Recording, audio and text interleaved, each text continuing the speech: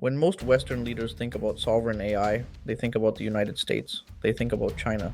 And if they're paying attention, they think about the European Union. They are not thinking about Abu Dhabi. They are not thinking about Riyadh. And they are not thinking about the world's most populous democracy, which just announced it ranks first globally in AI skill penetration and AI talent concentration. That is a significant mistake because the three nations I am covering today are moving faster, spending more, and thinking more strategically about AI sovereignty than most Western analysis has recognized.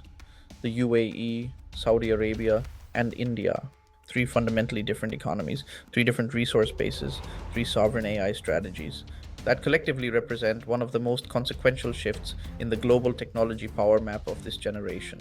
The UAE got there first, and in sovereign AI, being early and aligned matters more than being marginally larger.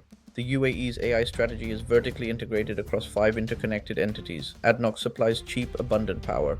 Mubadala and MGX supply the sovereign capital, with the MGX fund committing $100 billion to AI. G42 runs the infrastructure.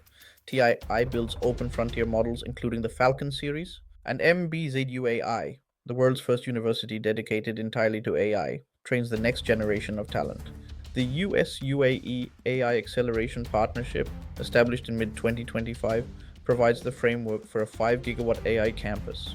G42 partnered with OpenAI and Nvidia to build Stargate UAE, a 1 gigawatt facility within that campus. The first 200 megawatt cluster is on track for delivery in 2026. But the most interesting element is the geopolitical strategy. Abu Dhabi's MGX invested in both the American stack through Stargate UAE and the European alternative through Mistral, with the UAE committing 35 to 59 billion dollars to French data centers as part of a bilateral AI framework. This is not hedging. This is the most sophisticated sovereign AI positioning of any middle power on earth. The UAE is building access to the American frontier, the European alternative, and its own model capability, and doing all of it simultaneously, so that no single geopolitical shift can remove its access to frontier AI capability. The honest challenge is the dependency it cannot escape.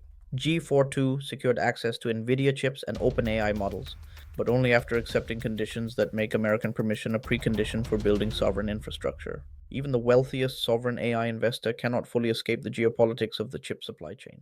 Saudi Arabia entered the sovereign AI race later than the UAE, but it is entering with resources that dwarf its neighbor. Somewhere in the desert outside Riyadh, construction crews are laying the foundations for what Saudi Arabia hopes will become one of the most powerful AI computing facilities on Earth. Backed by more than $100 billion in planned investment from HUMAIN, the company launched in May 2025. The project envisions 11 data centers with a combined capacity of 2,200 megawatts, powered by hundreds of thousands of GPUs. Two large campuses are already under construction, targeting 50 megawatts by end of 2025 and adding 50 every quarter.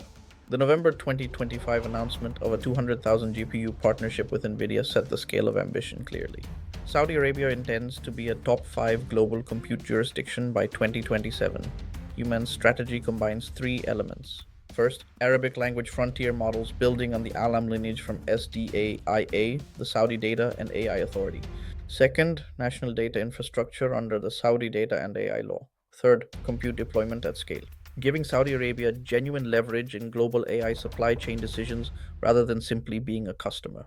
The strategic logic is explicit. Saudi Arabia has cheap energy, the world's largest sovereign wealth fund, and Vision 2030, which treats AI sovereignty as fundamental to economic diversification from hydrocarbons. The challenge is time. Saudi Arabia is moving fast, but the UAE has 2 to 3 years of operational head start, and in AI that lead compounds. India's sovereign AI story is the most surprising and ultimately the most important of the three. Not because India has the most capital, it doesn't. The India AI mission was sanctioned at $1.25 billion, but India has something neither the Gulf states possess in the same measure: the world's deepest engineering talent pool.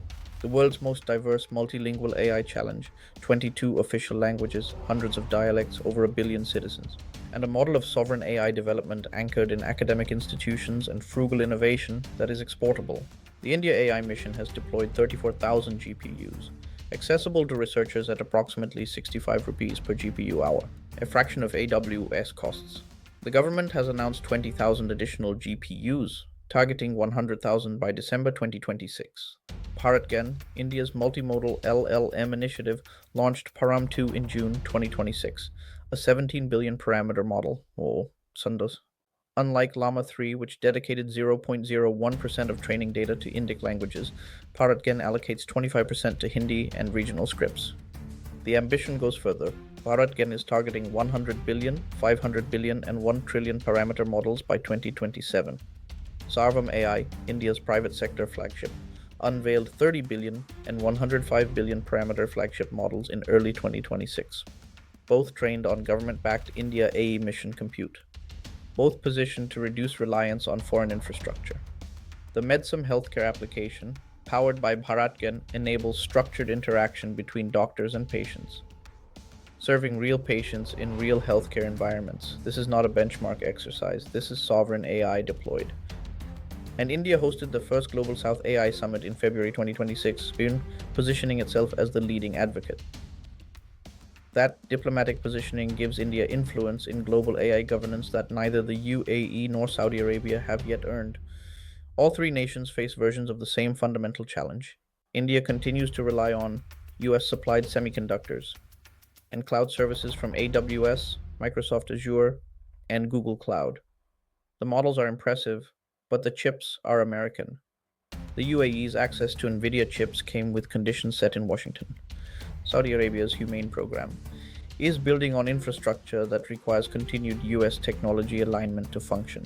This is the honest paradox. The nations most committed to independence are simultaneously the most dependent on the American ecosystem.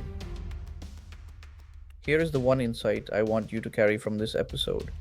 They are not building sovereign AI to compete with OpenAI. They are building sovereign AI because they understand what it means to be dependent on technology you do not control. In a world where that technology is the infrastructure of national power, that understanding is driving investments of scale.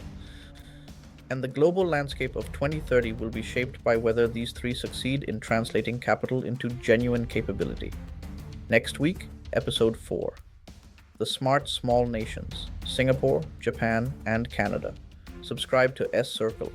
See you there.